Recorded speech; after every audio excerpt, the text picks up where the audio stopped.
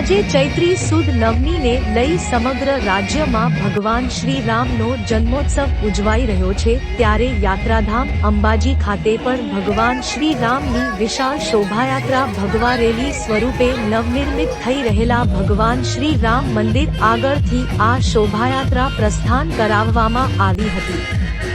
આ રેલી હિન્દુહિત રક્ષક સમિતિ અને બંસી ગૌ સેવા સંગઠન દ્વારા રેલીનું આયોજન કરવામાં આવ્યું હતું ને રેલીમાં કોઈ અનિચ્છનીય બનાવ ન બને તે માટે પોલીસનો પણ ચાપતો બંદોબસ્ત ગોઠવાયો હતો। આ શોભાયાત્રા લોકોમાં ધર્મ જાગરણ પ્રત્યે જાગૃતિ અને હિન્દુ એકતા મજબૂત બને, સાથે સનાતન ધર્મનો પ્રચાર પ્રસાર થાય તેવા ઉદ્દેશથી આ રામ નવમીની વિશેષ ઉજવણીને શોભાયાત્રા નીકાળવામાં આવે છે। આ શોભાયાત્રામાં વાનરોની વેશભૂષાને રામ લક્ષ્મણ સીતાના વેશભૂષા ધારી બાળકો શોભાયાત્રાનું આકર્ષણ વધાર્યું હતું। સાથે હનુમાન ચાલીસાનો પાઠ પણ કરવામાં આવ્યા હતા।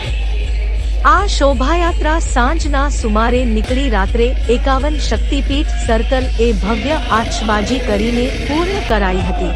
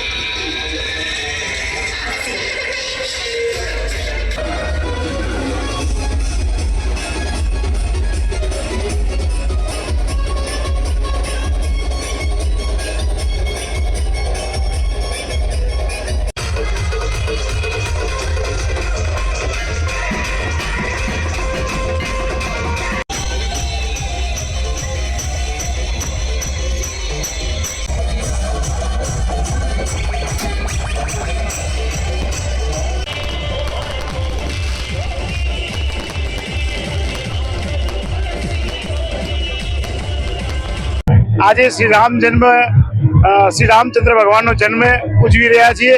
શ્રી અંબાજી યાત્રાધામમાં મહાવિશાળ રેલીનું આયોજન કરીએ છીએ અને 11 કિલો કેકનો પ્રસાદ કર્યો છે અને સાથે સાથે ભવ્ય રેલીનું આયોજન કરેલ છે અને આખું ગામ શ્રી રામ જન્મભૂમિ અને શ્રી રામ રથયાત્રામાં જોડાયેલ છે અને આ સનાતન જે દેખાઈ રહ્યું છે, છોકરાઓના વડીલોના બધામાં ઉત્સાહ જે દેખાઈ રહ્યો છે એ સનાતન ધર્મનો જય છે।